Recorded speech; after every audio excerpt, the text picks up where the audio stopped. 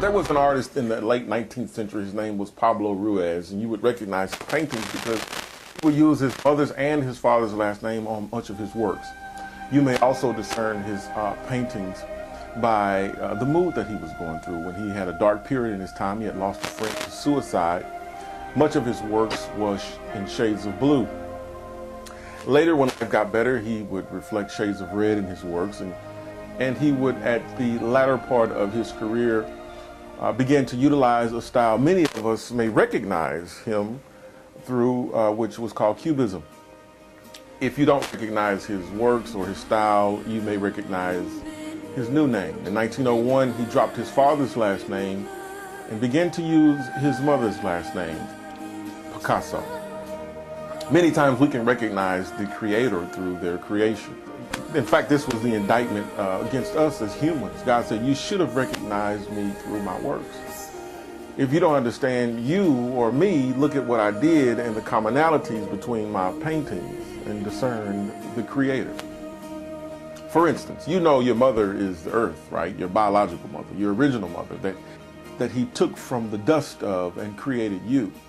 He put his seed in the womb of the dirt and created man, a living nephesh, a living soul.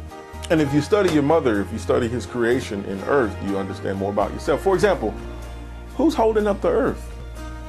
When you understand that nobody is holding up the earth, but she's still being held up, you understand why you were held up through some of the things that you went through in 2012. That car accident that you were held up through, that divorce, or that layoff, or that unemployment phase that you went through, you were still held up. The same God that held up his creation is holding you up. The earth has an atmosphere comprised of different components, such as the stratosphere and the ionosphere and the troposphere, and particularly the mesosphere that prevents meteors from hitting the earth. Now, if you looked up, you couldn't see this atmosphere, but it's there. Until a meteor comes against it, until an attack comes against it, you may not know that it has a hedge of protection around it. As it is with the earth, so it is with you. You have a hedge of protection around you. You may not be able to see it. You may forget about it. In fact, even God seemingly forgot about it when he told Satan, have you considered my servant Job? And the devil had to remind God, you know he's got that hedge of protection around him. Because you wouldn't know how protected you are until something comes against you. That's why you went under attack. So God could remind you, he's got you covered. You remember in the old detective movies when they say, cover me, Jim, I'm going in.